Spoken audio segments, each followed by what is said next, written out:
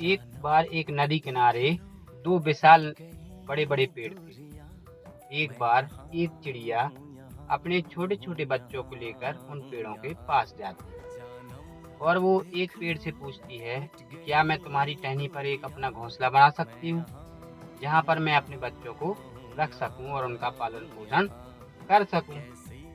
परंतु वो पेड़ जो है वो उस चिड़िया को मना कर देता है। चिड़िया का ईगो हट हो जाता है, नाराज हो जाता है और वहां से चली जाती है। अब वो दूसरे पेड़ से पूछती है कि क्या मैं तुम्हारी टहनी पर एक घोंसला बनाकर रह सकती हूँ, मुझे अपने छोटे छोटे बच्चों को रखना है। और वो जो पेड़ है वो उसे हाँ कर देता है। चिड़िया जो है बड़ी खुश हो जाती है और उस पेड़ पर अपना एक छोटा सा घर बना लेती है, घोंसला बना लेती है। अब क्या होता है कि एक बार बहुत तेज बाढ़ आती है, बहुत तेज तूफान आता है, जिसमें एक पेड़ जो है पूरा जड़ से उखड़कर उस नदी में गिर जाता है। ये वही पेड़ था जिसने चिड़िया को मना कर दिया था घोंसला बनाने के लिए। चिड़िया ने जब उस पेड़ को बहते हुए देखा तो चिड़िया ने बोला कि देखा तुम्हारा घमंड कैसे चूर चूर हो गया, एक ही झटके में तुम जड़ से उखड़ गए और नदी में बह गए।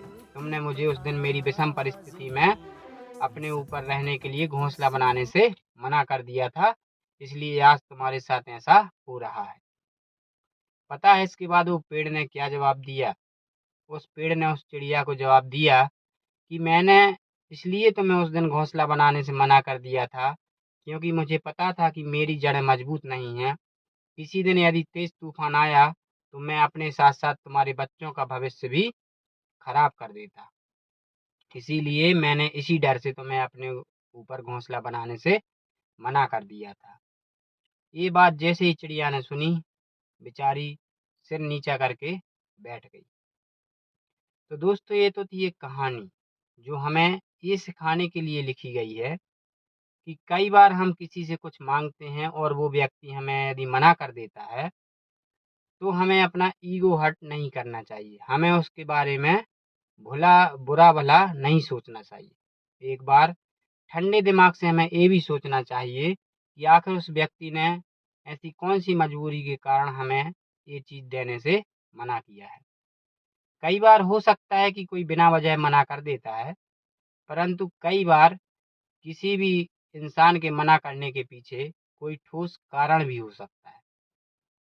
तो दोस्तों, किसी से यदि आप कुछ मदद मांगते हैं, यदि वो आपकी मदद नहीं कर पा रहा है, तो ज़रूर कोई कारण होगा। कई बार तो हम अच्छे-अच्छे